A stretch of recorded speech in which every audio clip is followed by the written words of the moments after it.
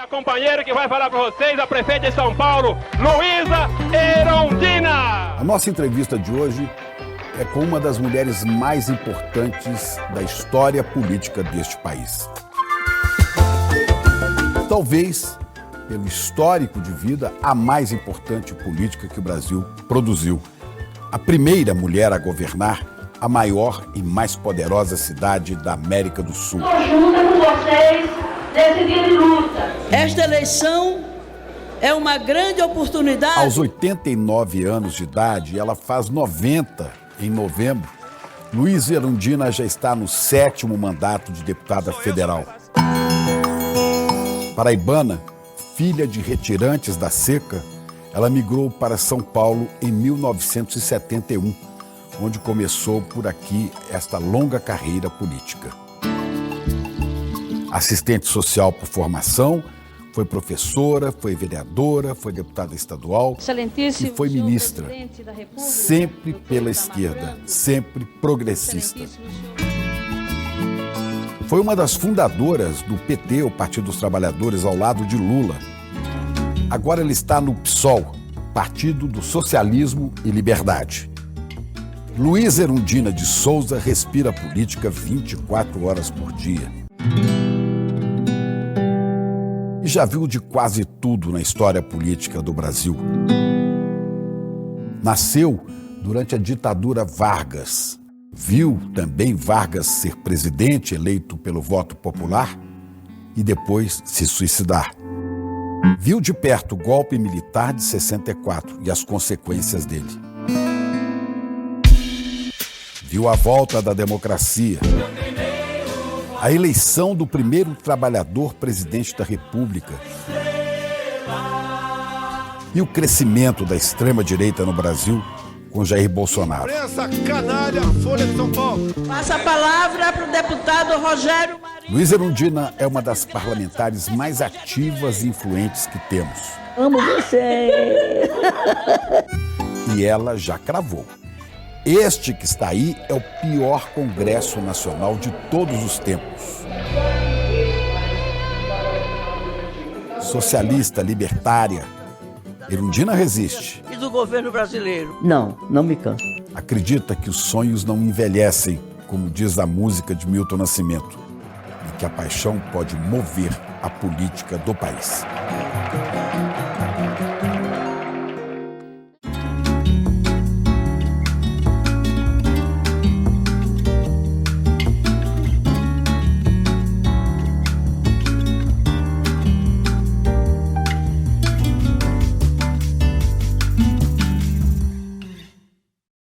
Para mim é uma grande alegria. Para nós do ICL é mais que isso, é uma honra receber aqui Luísa Erundina de Souza, nossa deputada federal, né? A mais idosa entre os parlamentares, está chegando aos 90, né? Sim. Aos 90, com Este uma ano lucidez já. incrível, com uma capacidade enorme de enxergar o Brasil, olhando para essa história. Luísa Erundina já viu de tudo, né? Eu dizia aqui na abertura, né? Nasceu durante a ditadura do Estado Novo, um pouquinho antes dela Estado ainda, Novo, né? exatamente. Pouco antes. Ainda me lembro dele, eu era muito criança, mas eu me lembro das restrições que lá em Uiraúna, na região seca do Nordeste, que nem era cidade ainda, era um distrito de uma outra cidadezinha, e já se vivia as restrições da ditadura de Vargas naquele período. E depois viu, já adulta, né, o governo Vargas eleito, o suicídio de Vargas, Sim. as crises, A ditadura de 15 anos, né? a ditadura militar, o golpe, a ditadura, a redemocratização, a fundação do PT, você estava presente, né? E todo um impeachment de Collor. Quer dizer, todo esse processo, impeachment da presidenta Dilma, todo esse processo, Bolsonaro, extrema-direita no poder, retomada do poder. Tive que sair do Nordeste por perseguição da ditadura, né? Como é que começa a sua história? Eu nasci no Iraúna e fui migrando no próprio estado, né, com a ajuda de uma tia que tinha uma filha professora e que ainda conseguia pôr uma filha para estudar até para que ela pudesse ajudar na sobrevivência da família. Eu dou graças a essa minha tia, irmã da minha mãe, filha, as duas eram irmãs únicas da família, e a minha tia ficou viúva com 30 e poucos anos, uma filha mais velha professora, se formou no curso normal, lá em outra cidade, e que me adotaram de uma certa forma, né? Eu fiz o curso no grupo escolar, em Uiraúna, que só tinha um grupo escolar, o primário de 15 anos, de 5 anos, e como eu queria muito estudar, né? Por uma razão que eu mesmo não consigo me explicar. Pois é. Porque eu fiz uma ruptura, a primeira ruptura que eu fiz na vida foi não seguir a linha que se seguia das mulheres da minha geração, da minha classe social. Todas se casavam muito cedo e tinham uma filharada tão grande quanto a minha e a da minha tia, e repetia aquele modelo de família pobre. Né? O Uiraúna, não é? É um lugar pequeno, né? Sim, muito pequeno. Ainda hoje é pequena, né? É pequena. Como é que era a vida? Quantos irmãos, quantas irmãs? Nós éramos 10. 10? 10. Metade homem, metade mulher. Meu pai era artesão, fabricava celas. E ele tinha a fama de fazia celas que não machucavam os animais. Então, o mestre toeiro era famoso por esse mérito de fazer celas para os animais que não feriam os animais, não machucavam os animais, né? E minha mãe, né, ajudando a criar 10 filhos. Fazia bolo no sábado e torrava café para ir vender na feira no dia seguinte, que era a feira no domingo, no mercadinho de Uiraúna, para poder manter a família quando chovia, quando tinha inverno. Mas aí a seca. Já tinha que ter inverno. A seca que tocou essa família Olha, fora de Uiraúna? Ah, sim, muitas vezes. 2 vezes meu pai nos tirou de Uiraúna para algum outro lugar de outros estados, inclusive, para o Ceará, as duas Crato, vezes, né? Crato e Fortaleza. Primeiro para Fortaleza, ele fazia arreios também, né? Como celeiro. Então ele foi trabalhar no comando da cavalaria, levou a família para Fortaleza e trabalhou exatamente na cavalaria do Exército em Fortaleza. Eu não era nascida ainda, isso foi em 32. Em 42 teve uma outra seca pesada. Então, aí a família já estava de novo em Uiraúna. Quando a gente migra por conta de seca, a gente vai já esperando que volte a chuva para a gente voltar. A gente não vai definitivamente. É a asa branca do Gonzaga. Exatamente, né? Agora, a família se desagrega, né? Os filhos mais velhos, ou por um empregozinho que conseguiu, ou porque uma namorada, vai ficando um pedaço da família em algum lugar por onde se passa, no período da... Graciliano Ramos, Vidas Secas de Graciliano Ramos, era aquilo lá. Eu vivi, né, Vidas Secas naquela época. Você, criança, adolescente, sofreu muito? 5 anos. Sofreu, tinha noção do que era isso? Sim, eu não tinha consciência plena. Mas, por exemplo, nós viajávamos de madrugada para tomar um trem numa estação perto de Uiraúna, né? E meu pai alugava um burro e punha 2 caçoais para pôr as crianças nos caçoais, enquanto que os adultos iam a pé. Calor. Já imaginou o que é uma seca no Nordeste, viajando a pé, quilômetros e mais quilômetros, sem saber para onde vai? Eu chorava e engolia o choro, porque eu já percebi o sofrimento dos meus pais. Eu já tinha consciência de que não podia... Com 5 anos você não queria que eles... Exatamente, aumentar chorando, a preocupação deles. Eu não me lembro de ter sido criança, então eu já vivia aquele drama do Nordeste. E mais, Chico, eu não entendia porque havia famílias que não precisavam migrar porque não tinha chovido, né? Não é que eram ricos, eram pessoas que tinham acumulado alguma coisa que dava para esperar a chuva seguinte. Mas né? a criança eram 2, 3 não famílias tinha noção, e olhe lá. Né? Não tinha noção da desigualdade social. Não. Eu me lembro da noite, da madrugada, minha mãe fazendo a comida para levar, uma farofa de frango com farinha para se comer na viagem. Né? E um desses meus irmãos, né, fez mal a ele essa farofa de frango né, no calor do Nordeste, viajando dias e dias. Aí ele teve uma diarreia no meio do caminho, que foi um drama, numa pensãozinha que a gente dormiu na primeira noite. Então, era tudo muito dramático e nos colocava numa condição de ser adulto. Você se percebia como se fosse adulto, junto com os outros. Quando é que surge essa consciência de que o problema não é exatamente a seca, mas é um sistema, uma estrutura? Isso, eu na adolescência eu já tomei consciência disso.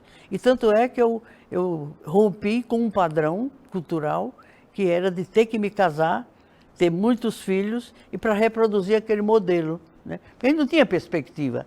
Meus pais não tinham nenhuma perspectiva. Há quantos anos que veio essa noção assim? Eu não vou me casar, eu vou me dedicar ao estudo, eu quero entender. Foi isso. Tinha uns 10 anos, 10 anos, 11 anos. E tanto é, Chico, eu fiz 5 anos do curso um primário antigo, né, do grupo escolar, que eram 5 anos, eram muito bem feitos, sabe, era de muita qualidade. A gente aprendia português, gramática, aritmética, era. E eu terminei os 5 anos e eu teria que ir para outra cidade para fazer o exame de admissão, para poder fazer o ginasial, curso médio, né? Meu pai não podia, não tinha condição, né? E para que eu não perdesse o vínculo com isso, agora eu me pergunto, como é que eu, criança, adolescente, tinha aquele nível de consciência e tinha aquele nível de perspectiva? Eu dizia, não, eu não quero me largar da escola, eu quero continuar estudando, repetindo o 5º ano.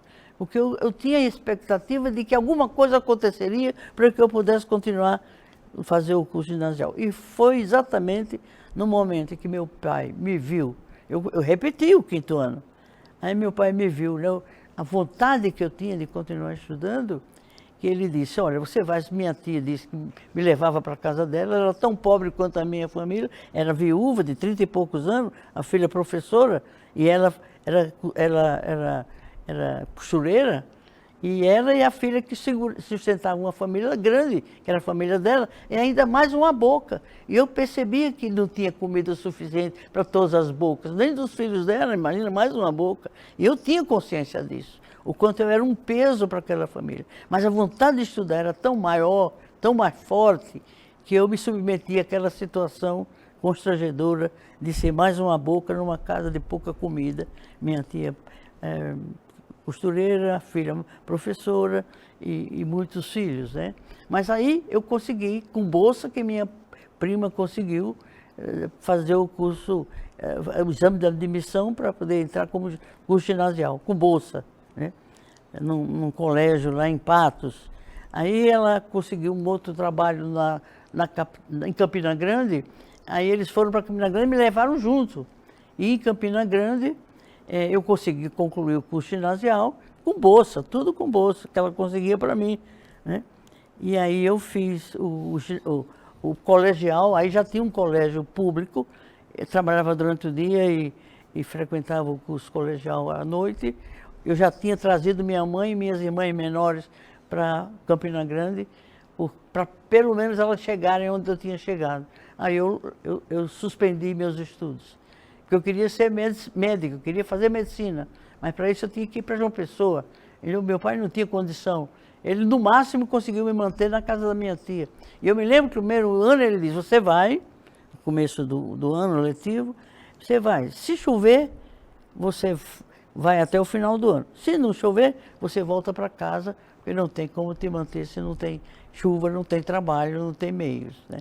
Eu me lembro que eu rezava para que chovesse. Por isso o Neumann, quando escreveu aquele livro sobre minha trajetória, a mulher que veio com a chuva, foi em razão desse detalhe. O Nordeste tem muito açude e foi construído pelos trabalhadores rurais em épocas de seca.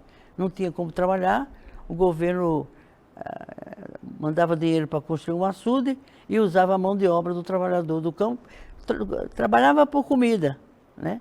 Então os açudes, a água doce acumulada da chuva, era na terra privada, a terra não era dividida, porque a terra era do latifúndio, muito menos a água acumulada com dinheiro público, né, construída aqueles açudes da força de trabalho, né, sem nenhum direito, só para matar a fome nos longos períodos de seca no Nordeste. Mas essa consciência política sua, já no fim da adolescência, política mesmo, dessa contradição, Ela veio muito na cedo, Chico, faculdade? ela veio muito cedo. Eu sou o que eu sou hoje, toda essa trajetória minha, todas as minhas posições, as bandeiras pelas quais eu luto, né? Esse compromisso que me moldou na forma de ser profissional, assistente social, né? Ser militante política, ser uma liderança política. Eu devo a minha origem de classe. Eu tenho uma forte consciência da minha origem de classe. Ela é determinante. Ela foi determinante. Eu vou morrer, né, determinada por essa origem de classe minha e pelas causas que essa origem me inspiraram, né? Então, eu sou isso, eu não quero outra coisa. Inclusive, eu renunciei ao casamento, a ter filho, marido. Tem uma família enorme. Exato. Você hoje tem uma família enorme Sem no dúvida. Brasil, né?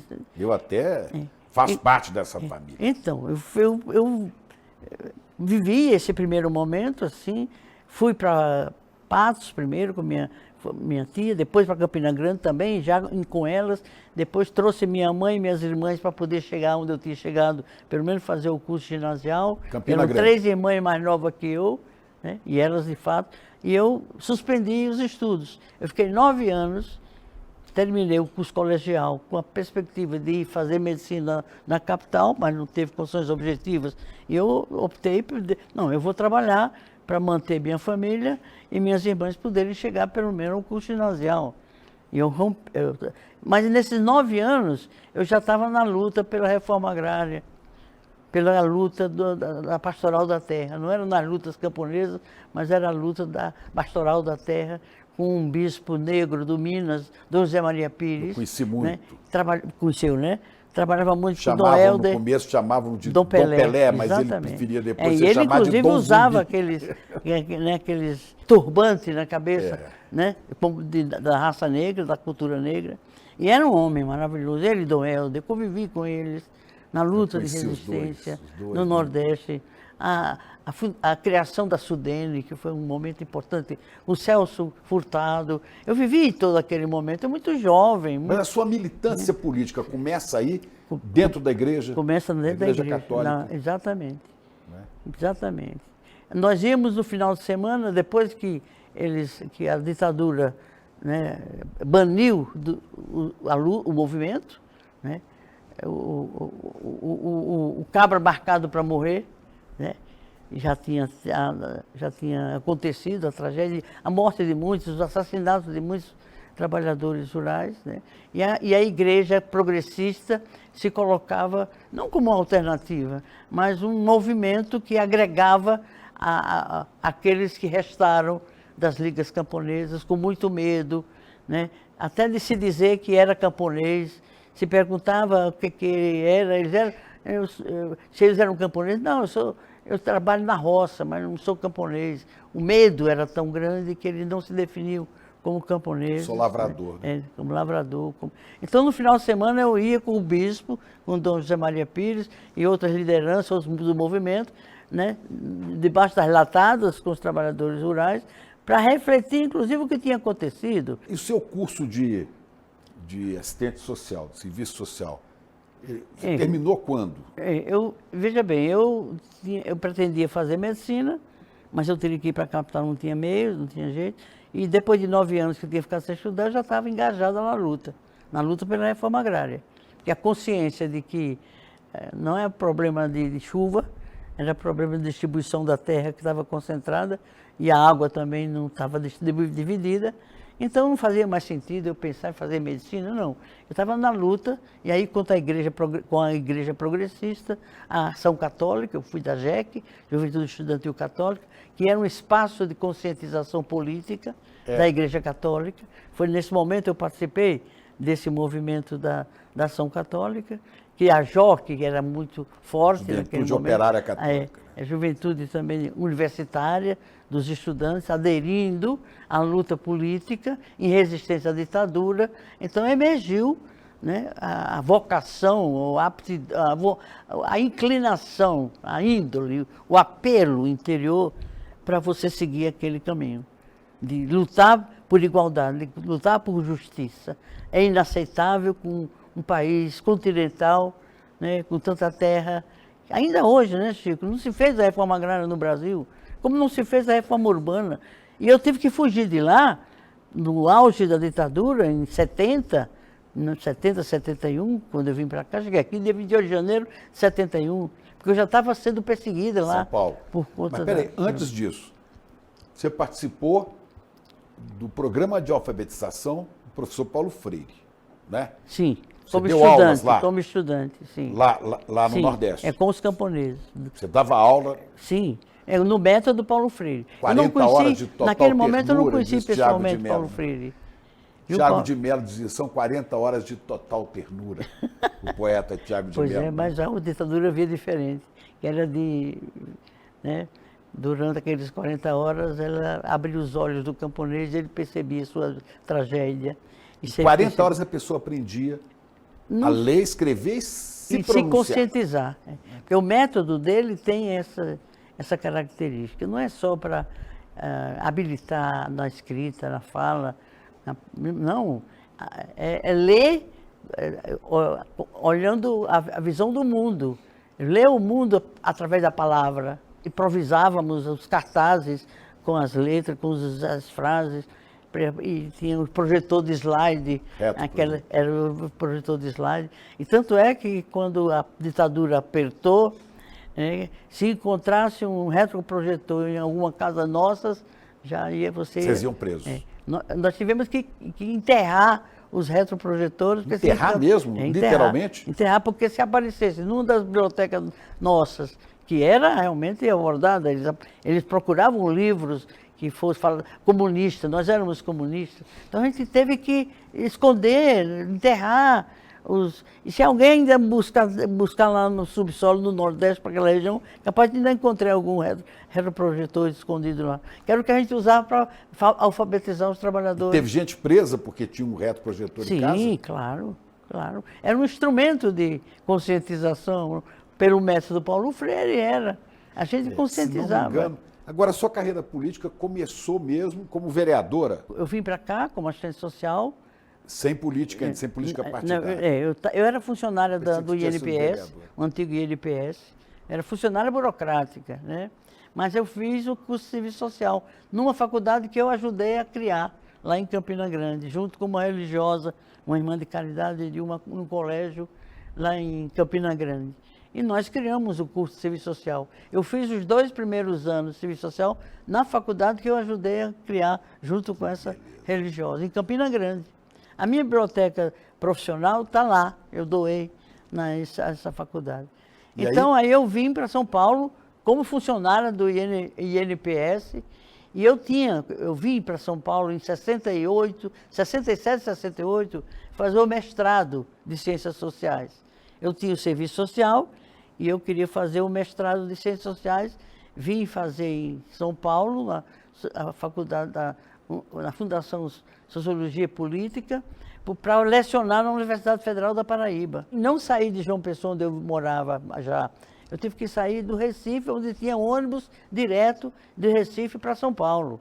Eu vim num ônibus da São Geraldo. E eu chorava, porque eu não queria vir, entendeu? Mas você veio para a maior capital nordestina do Brasil. Deixa eu te dizer, eu senti uma sensação de que estivesse deixando a luta para trás.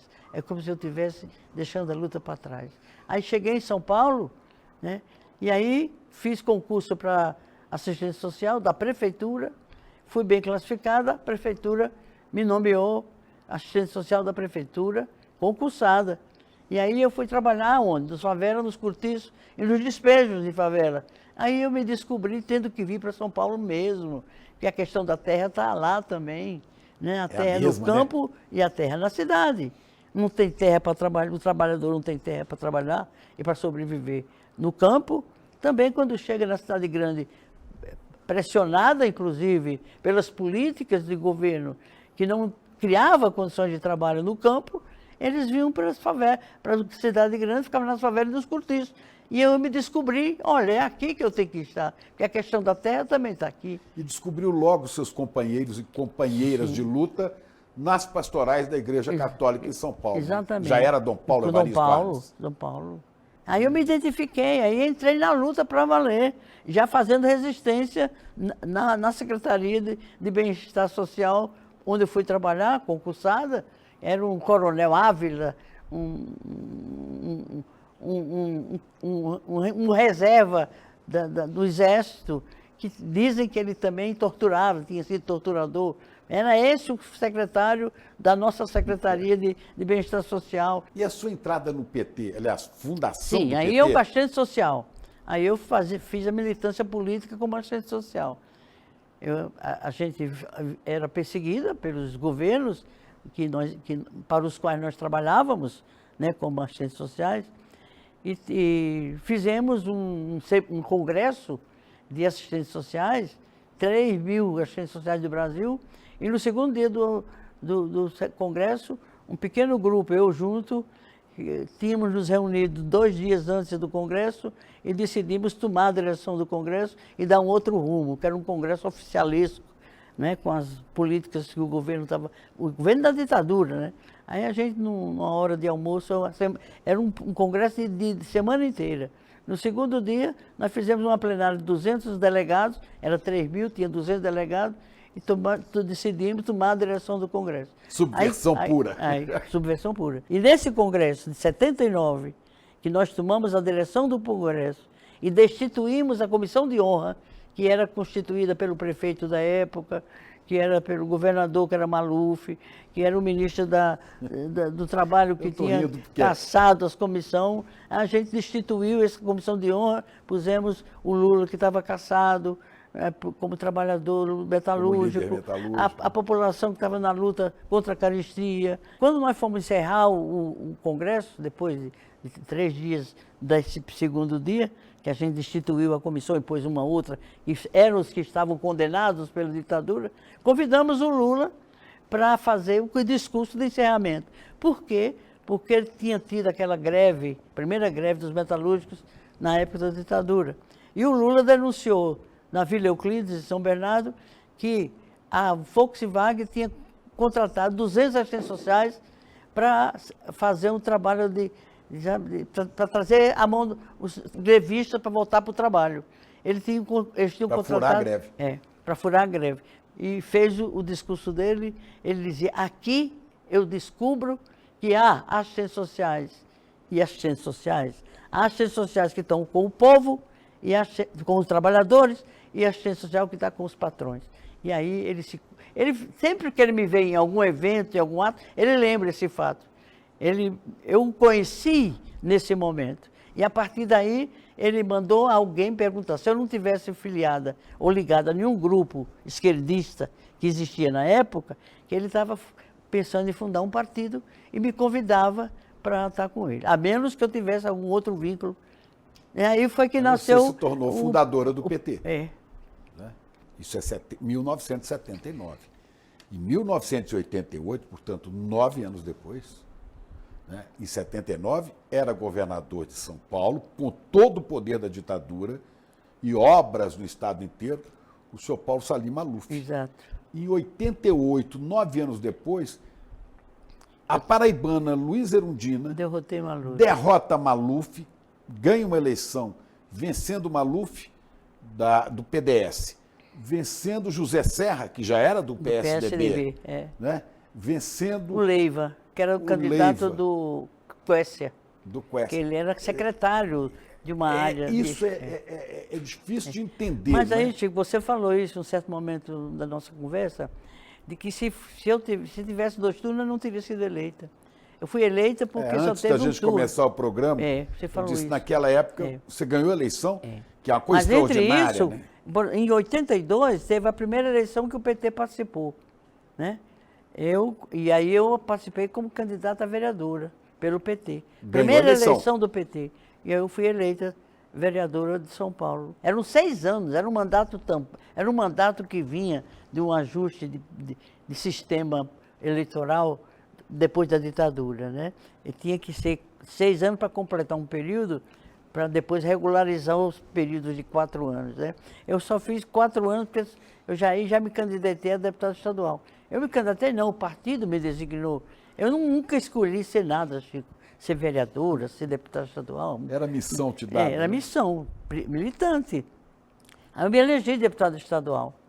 Né? E aí, como deputada estadual, eu fiquei só 2 anos, que era 4 anos, porque aí eu já estava como candidata pelo partido à candidatura para prefeito da cidade. Mulher de um partido de esquerda. Mulher Nordestina. nordestina. Partido de esquerda, comunista. Né? Mulher de esquerda, nordestina, Solteira. solteira, sem Assistente marido, social. assistente Eu social. trabalho na periferia das favelas. Pois é, encontra esta metrópole onde o dinheiro tem um poder enorme, não é? Onde está a maior federação de indústrias do país. Lógico. E você sai candidata a prefeita e derrota esse pessoal todo. Como é que é isso? Me Eu não explica sei como é que explicar, foi. não sei te dizer, Chico. Houve um fato que determinou, de uma certa medida, naquele crime lá em Volta Redonda, lembra? Sim, Que da morte dos operários dos da operários. Companhia Aquilo teve um Siderúrgica impacto muito Nacional. forte, né? Era bispo lá, Dom Valdir Calheiros, Exato. que denunciou isso. Exatamente. Então aquilo me beneficiou naquele momento, aquela conjuntura. Porque, inclusive, os governos, que eram todos, quase todos do MDB, antigo, tradicional, gerou uma enorme frustração no país, né, que não tinha mais oportunidade nenhuma de se manter com o poder que tinha em quase todos os estados, era o MDB. Então, emerge alguém com essas características. É meio assim, o patinho feio que se escolhe para se vingar. Mas como é que o eleitorado de São Paulo, né, que é muito conservador, Sim. como é que Mas te São Paulo tem elege? muito isso, né, Chico? Uma hora elege Maluf, depois elege Jânio Quadros, Luiz Erundina. Então, percebe? É meio imprevisível. Né? A cidade dos 1000 povos, então isso aqui é uma mistura de culturas, né? E de visões de mundo, é difícil você categorizar que é desse lado ou daquele outro lado. E aí qualquer coisa dá. Agora, claro, se tivesse 2 turnos, eu não teria sido eleita. Mesmo hoje, eu tentei outras vezes me reeleger, mas não consegui. Eu me lembro a última vez contra o candidato do Maluf, que era o Pita. E eu fui para o te segundo entrevistei, turno com ele. Fui pro Porque no segundo turno eles recusou um debate na Globo. Eu estava fazendo lá na Globo Bom Dia São Paulo. Sim. E a gente ia fazer um debate. E ele fugiu do debate. Ele fugiu do debate. E a gente fez uma entrevista Então, lembrado. com você sozinho. Então, Não é? eu não consegui no segundo turno. E nunca mais, depois disso, mais uns 2 vezes eu tentei, não por vontade própria. Porque aí depois eu fui para o PSB. Pois né? é, Então, aí mais um episódio importante. Quer dizer, você é o nome de expressão do PT, fundadora do partido, prefeita da maior capital da América Latina, né? E você, de repente, se vê obrigada a deixar o partido, porque você aceitou, depois do impeachment de Collor, ser ministra, convidada, ser ministra do governo Itamar Franco. Sim, Não é? sim. E aí o partido não suportou isso. Não, eu já estava insatisfeita com o partido, né? A política de aliança estava se alargando demais, né? Eu sou muito rigorosa nas minhas posições ideológicas, político-ideológicas. Pois é, mas aí não é uma contradição se o PT estava ampliando mais do que você gostava Sim. a política de aliança, você vai se aliar a alguém que era vice do Collor, Itamar, vai ser ministra Mas dele? o Itamar. Eu sei, Itamar é nem maior tinha- do que o partido. Mais do que um partido, ele nem tinha partido. Era uma figura interessante. A história não é justa com o Itamar, né? Não. Com o tamanho dele. Não. Mas ele também se permitia ser isso, né? Aquele grupo do Pão de Queijo, de Minas, que era em torno dele, era muito ruim, né? Eu fui ministra, fiquei só 4 meses, porque a orientação do governo que ele estava imprimindo, eu não concordava com ele. Por exemplo, não garantir reajuste de salário para os servidores públicos, porque eu estava na área da administração pública, lá no nível federal. E ele não eu deixava. levei companheiros comigo que me ajudaram a governar a cidade e administrar o orçamento da cidade. Então, nós sabíamos que tinha margem orçamentária suficiente para dar aquele reajuste aos servidores. Aí os servidores foram ao meu ministério, que era no primeiro andar, eu desci para recebê-los, aí veio e eles estavam sendo reprimidos pela polícia. E aí disse, eu não vim para esse governo para reprimir trabalhador por usar o direito de greve. Eu falei isso e logo disseram que o presidente estava me chamando no telefone, eu já estava pedindo o cargo de volta. Porque eu fiquei do lado dos trabalhadores, que era a minha área que tinha que definir se dava ou não dava reajuste, se tinha ou não tinha condições de dar. E eu demonstrava para o presidente e para a sua equipe que havia margem suficiente para se dar aquele reajuste para os servidores. E eu vinha de uma história de militância sindical, né, de organização trabalhista, dos trabalhadores. Como é que eu não fui? Eu fui porque eu entendia, porque se nós contribuímos, nós PT, e eu, como ex-prefeito de São Paulo, para o impeachment do Collor, nós éramos responsáveis pelas consequências que viessem.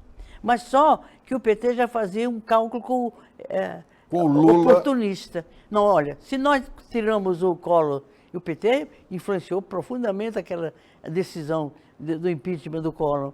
E se nós contribuímos para tirar o Collor, nós não vamos permitir que na próxima eleição não tenha eleição direta, que corria-se esse risco.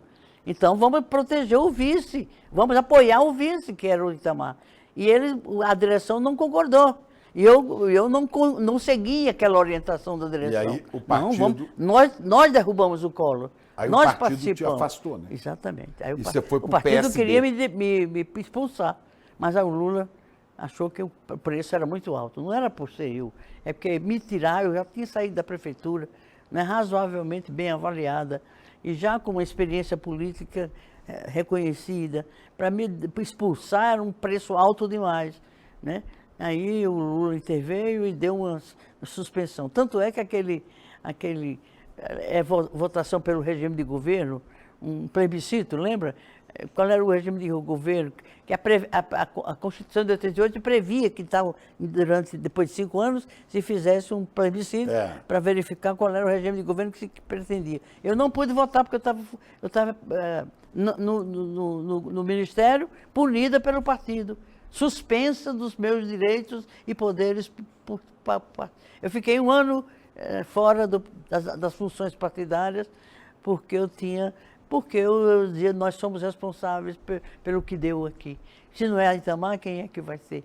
E corre o risco de não ter eleições diretas na próxima. Eu fiz um cálculo, esse cálculo simples, e os companheiros foram junto comigo, vários companheiros que estavam no meu governo. E aí fomos para lá, tentar ajudar o país. Mas você tinha uma história de prefeita que teve um secretariado que era o Ministério. Exatamente. Secretário da Educação, Paulo Freire. Secretária da Cultura, Marilena Chauí. Quem mais? Um monte Eduardo de... Eduardo Jorge. E depois o Neder, Carlos Neder, que seguiu o Eduardo, porque o Eduardo foi candidato a deputado federal. E eu me lembro... Hermínia Maricato, desenvolvimento urbano. Eu era muito admirador do Paulo Freire, do professor Paulo Freire, mas não o conhecia pessoalmente. Mas quando ele era seu secretário de Educação, ele foi fazer uma palestra, se não me engano, no Sindicato dos Professores em Belo Horizonte, né? Era na União dos Trabalhadores de Ensino. E eu fui lá entrevistá-lo para um jornal que a Arquidiocese mantinha em Belo Horizonte. Tem até uma foto minha, muito orgulhoso, novinho, entrevistando Paulo Freire. Né? Você sabe que eu conheci Paulo Freire pessoalmente só depois do exílio dele, quando ele voltou? Pois é, e aí como é que foi o convite para ser seu secretário? Não, veja, primeiro ele estava chegando do exílio, né? Eu era vereadora na época, e aí eu fui escolhida, eu e ele, por uma turma de serviço social, porque eu lecionava nas faculdades. Uma turma me escolheu, ele patrono e eu paranífero. Aí a direção da faculdade se revoltou, disse que não ia fazer mais a formatura e não podia ser feita dentro da universidade, da faculdade, era a FMU. Teve que ser fora, num hotel, que a turma... Porque eu e Paulo Freire estávamos sendo homenageados. Eu paranífero e ele patrono. Foi quando eu encontrei Paulo Freire pela primeira vez. Foi uma emoção como... Uma das maiores emoções da minha vida. Imagino. Foi abraçar Paulo Freire, vindo do exílio. Né? Dizendo, olha, Paulo Freire, eu usei teus métodos no trabalho com os camponeses. E eu esperava, a maior surpresa, que ele fosse fazer um discurso rancoroso, de denúncia, se sentindo vitimizado pela ditadura. Não, ele fez um discurso amoroso, da alegria que era voltar a comer as comidas do Nordeste, de viver de novo com o seu povo, reaprender o seu povo. Não, era um homem amoroso. Foi o primeiro convite do primeiro secretário, que foi Paulo Freire. Me ocorreu, eu liguei de Campina Grande para a casa dele, ele estava na Unicamp dando aula, e aí eu liguei para a Unicamp, consegui falar com ele para convidá-lo para ser secretário de Educação. E eu não tinha expectativa nenhuma que ele aceitasse, porque ele já havia dito que nunca mais aceitaria cargo público nenhum. Porque ele tinha sido, né, no programa de alfabetização nacional do governo Goulart, e foi uma das razões pelas quais ele foi condenado, foi perseguido e teve que sair do exílio, além do seu trabalho de conscientização, né? Aí ele disse, olha, se eu me negar a essa tarefa que você está me atribuindo, eu não me reconheço, eu não serei coerente e consequente com tudo aquilo que eu falei, que eu escrevi, aí eu aceito. E a partir daí, foi o primeiro nome que eu escolhi. E o PT não aceitou, teve isso. O PT não aceitou o nome do Paulo Freire? Não queria que eu tivesse escolhido, sem consultar o partido. Você acha que eu ia precisar, eu eleita prefeita, para convidar Paulo Freire para ser o secretário, precisar consultar o partido? Fazer uma plenária? Não. Aí arrisquei, convidei Paulo Freire, ele foi o nosso, e marcou a história da educação em São Paulo. É antes e depois de Paulo Freire. Conversa com qualquer professor municipal que ele te diz o que foi para eles a experiência com Paulo Freire. E depois dele, na secretaria, teve também o professor Cortella.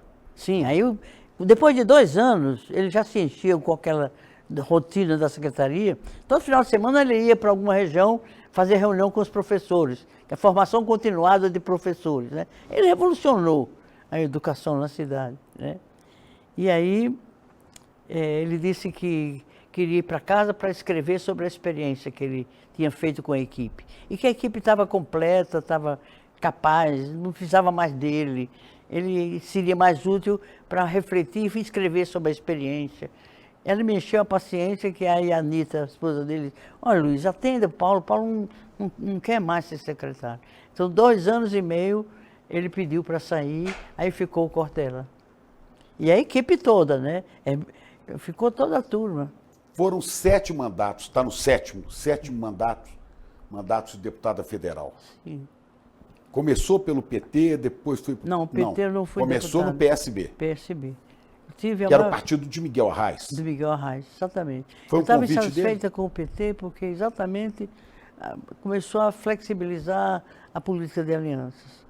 Foi numa eleição em que, entendeu, havia figuras da política nacional que não tinha uma ligação com a origem do partido, com a proposta do partido. Eu sou muito rigorosa, viu, Chico? Eu concordo. Com a coerência. Eu tenho uma exigência muito forte comigo mesma. Sabe? Eu não sei fazer concessões que, de alguma forma, possa me questionar sobre meus princípios, sobre a minha trajetória, sobre o modo de ser da política. Né? Para mim é isso, a minha vida é isso. Eu não me casei, não tive filho, não tenho marido. Enfim, porque eu me casei com a política. Né? E a política, para mim, é a razão de ser para o meu sonho grande, que é de ver mudanças no meu país e no mundo. Eu não penso em mudar só o Brasil. E o sonho, para ele ser forte como sonho, não cabe numa vida. E ele tem que ir além do teu tempo e além do teu espaço de vida. Eu penso em mudança do mundo, não penso em mudança... Transcendência. Para você começar a mudar até do teu ambiente, teu bairro, tua cidade. Então, esse é o tamanho do sonho pelo que eu me dedico na política. É uma questão de fé. Num certo sentido, sim, né? Por acreditar na história, se acreditar que tem uma história e que a sucessão das gerações, né, implicam em você transferir para as gerações seguintes aquilo pelo que você deu tua vida. Então, o sonho grande de ver mudanças estruturais no meu país, né, que não se fizeram ainda essas mudanças, certo? Ao contrário, eu acho que nos últimos tempos tem se reduzido essa expectativa e vem se atrasando mudanças que já poderiam ser feitas, por exemplo, no sistema político partidário, por exemplo. Não se fez. O aparelho de Estado ainda é o mesmo, do tempo. Porque sempre é essa política de conciliação. Exatamente. Nunca se fez ruptura nesse país, né? Dos regimes de força para a pretensa democracia, não há ruptura. Há acordos. A própria Constituinte não foi fruto de uma determinação política da sociedade, de força política.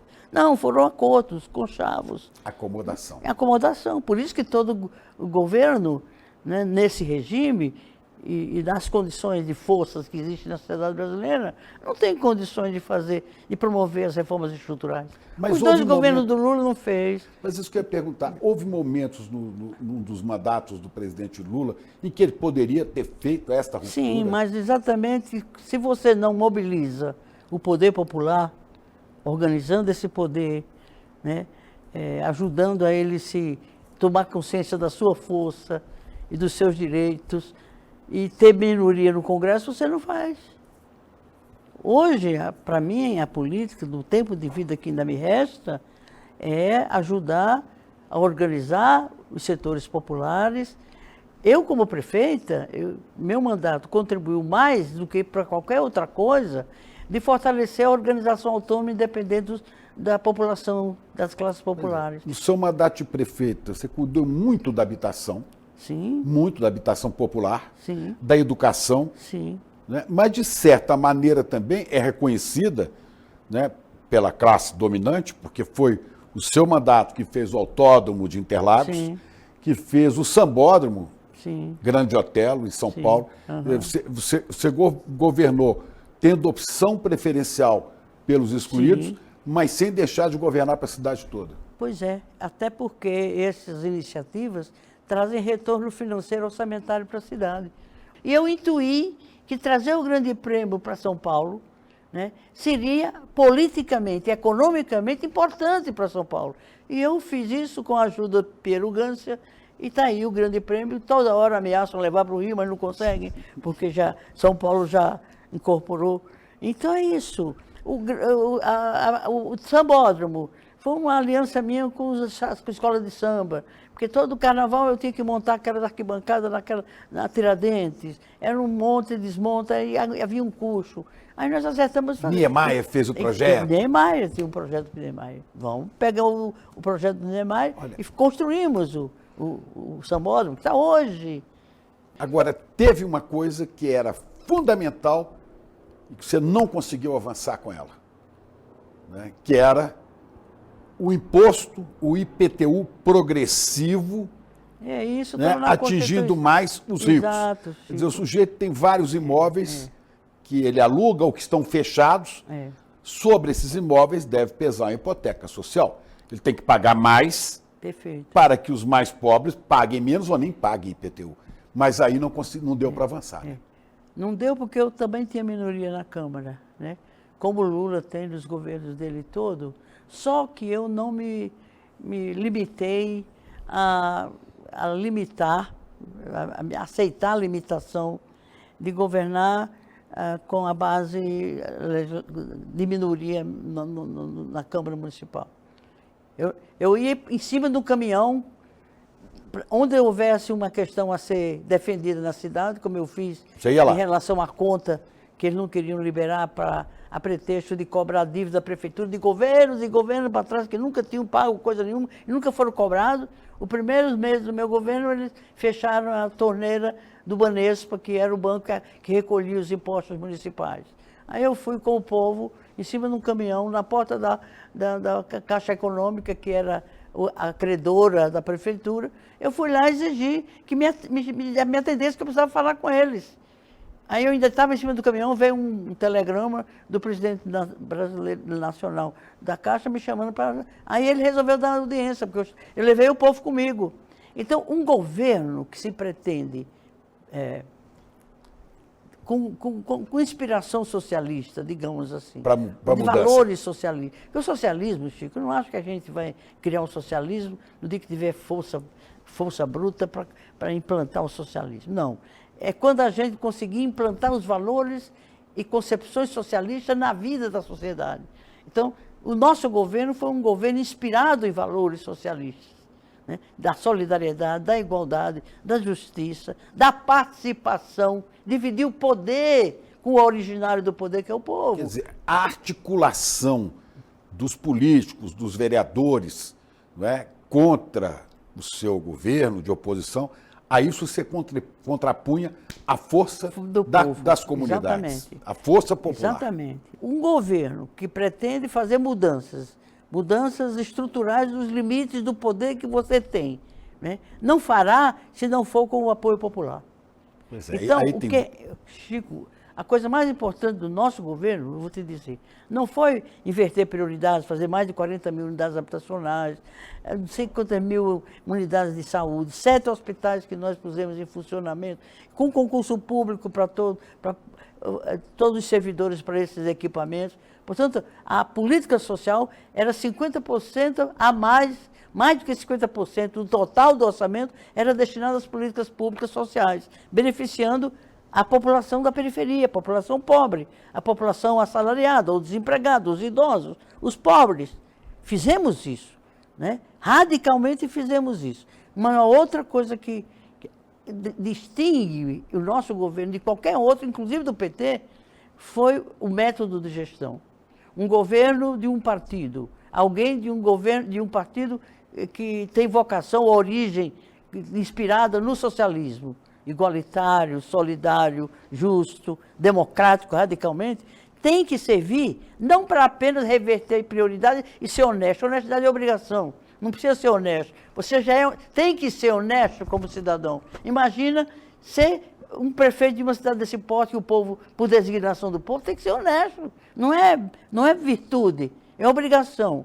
Prioridades sociais, para beneficiar a maioria e diminuir o fosso da desigualdade, e ensaiar um novo método de gestão, que é um método radicalmente democrático. As decisões estratégicas de governo passavam todas elas pelo crivo de plenárias populares, em que a prefeita e o seu secretariado estavam na periferia, discutindo com o povo, organizando o povo, decidindo questões importantes de interesse deles com o povo. Então, nós vivemos uma experiência radicalmente democrática, por isso que deu certo. Agora, parece difícil se fazer isso hoje, porque essas bases populares, elas parecem que não existem mais. Você não tem igreja, como era. Não temos. Hoje não tem os sindicatos. Não temos os sindicatos. Né? E hoje não tem as comunidades eclesiais de base, hoje não tem. Mas também porque os partidos que organizavam o povo não tem os partidos. Saíram das bases populares. Se transformaram apenas na política institucional, de mandatos, de vereador, de deputado estadual, federal, de prefeito, tudo bem. É importante também a política institucional, mas ser a única para um partido que quer mudanças estruturais, não consegue. O Lula não conseguiu fazer as reformas estruturais. Nos 3 governos dele, não que ele não quisesse, porque ele não tinha base de sustentação, ele não tinha o Congresso, porque a governabilidade ficou reduzida até eu não ter apoio do Congresso. E o apoio do Congresso tem preço. Não é de aprofundar, sabe, as políticas para favorecer a maioria, para distribuir renda. Não é só para transferir renda de uma política para outra, que é o que se faz. Bolsa Família, outras políticas compensatórias. É diferente de você transferir renda, tirando do quem tem muito para o que não tem ou tem pouco. É a distribuição de renda, é a transferência de renda. A transferência de renda é você tirar da saúde para pôr para a educação, ou tirar da assistência para pôr não sei para quê. Isso não é mudança. E aí você não garante maioria no Congresso. Tem que tirar do grande capital para favorecer o trabalho. E você só consegue fazer isso com o apoio popular. E eu ia para a rua, com o povo. Mas o que você vê para frente, né, no Brasil? Você acredita que há futuro para esse pensamento de esquerda no Brasil? Eu acho que a esquerda, os partidos convencionais da esquerda, têm que se reciclar, têm que se recriar, têm que se refundar. Nós temos que construir, e com bases, a ideia central é o fortalecimento do poder popular. Nós não só temos 3 poderes, executivo, legislativo e judiciário. Antes dos 3 tem poder popular, que nos escolhe pelo voto soberano nas urnas, e apoia ou não apoia a ação de quem foi escolhido pelo povo para governá-lo ou para representá-lo. E não existe esse elo, tem que ter um elo orgânico direto. É possível organizar esse elo, essa educação popular, nos tempos de celulares de internet? Com certeza. E com mais meio, outros meios, né? Se amplia mais. Por exemplo, nós discutíamos orçamento todo ano na periferia, das várias regiões da cidade, com todo o governo indo lá durante um mês ou mais para organizar, para elaborar o projeto orçamentário, indo às periferias, definindo o que deveria ser feito primeiro e onde fazer. Isso com a participação das lideranças locais. E nós não tínhamos esses meios de comunicação de massa. Imagina hoje, com esses meios fantásticos, você pode lidar com essa política de participação, né, direta do cidadão, que é o originário do poder. Ele é numa democracia, o soberano é o povo, não é quem o povo elege. Pois é, mas desse povo tem que emergir lideranças novas, que a gente vê poucas, né? Você olha, por exemplo, os quadros do PT e mesmo do PSOL, né? É porque a linguagem está superada, Chico. Quem domina a linguagem moderna é a direita que está dominando os meios de comunicação de massa e de forma inteligente, de forma, sabe? Eles, por isso que eles estão crescendo, se fortalecendo, tá? Polarizando o poder para a direita. Porque eles sabem, eles estão dominando a nova linguagem dos meios de comunicação de massa. E está faltando educação popular de base? Tá. Política? Está faltando. E não é assim, vai lá e fazer uma palestra, vai lá dar um curso. Não, é fazer como o PT e a Igreja Progressista faziam. É nas favelas, onde a pessoa trabalha, Conviver. onde a pessoa mora, onde a pessoa convive, sabe, do local de trabalho. Eram os núcleos de base. E os núcleos de base tinham, nas conferências, nas plenárias que o partido fazia, para decidir a política partidária, em todos os níveis, tinha a voz do companheiro lá da favela, do companheiro lá do... Quem está fazendo isso no Brasil hoje? Ninguém. O partido tem que se perceber e se capacitar a conviver no tempo da internet.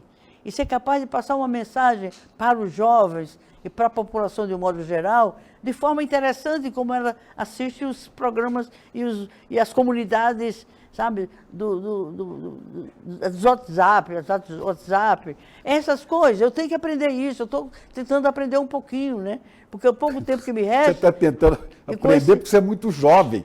Aliás, é a deputada mais jovem que eu acho que tem hoje no Parlamento Brasileiro. E eu vou dar trabalho para partir, viu? Chegando aos 90 anos, com toda essa lucidez, com toda essa energia, com toda essa garra, né? O povo é inteligente, ele capta quando você leva uma coisa que é verdadeira e que tem incidência real na vida dele, ele abraça, ele vai e vai às últimas consequências. Eu tenho conversado com muita gente que... Pessoas, motoristas de táxi, pessoas, trabalhadores simples, falam assim, não, política eu não quero mais. Políticos eu não quero mais. Os políticos são oportunistas, corruptos, e a política é uma coisa suja.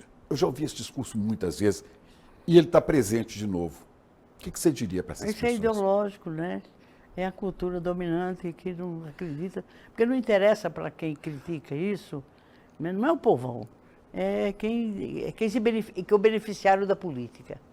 É esse sim. Mas o povão, se chega na casa dele, tomar um cafezinho com ele, tomar com cuscuz... Ele descobre o gosto da política. Eu lembro de uma carta da Conferência Nacional dos Bispos do Brasil, de 77, da ditadura, chamada Exigências Cristãs para uma Ordem Política, que dizia o seguinte: a política é o espaço privilegiado para o exercício da caridade. Exato. Se você quer viver essa... É a fé e política, né? É.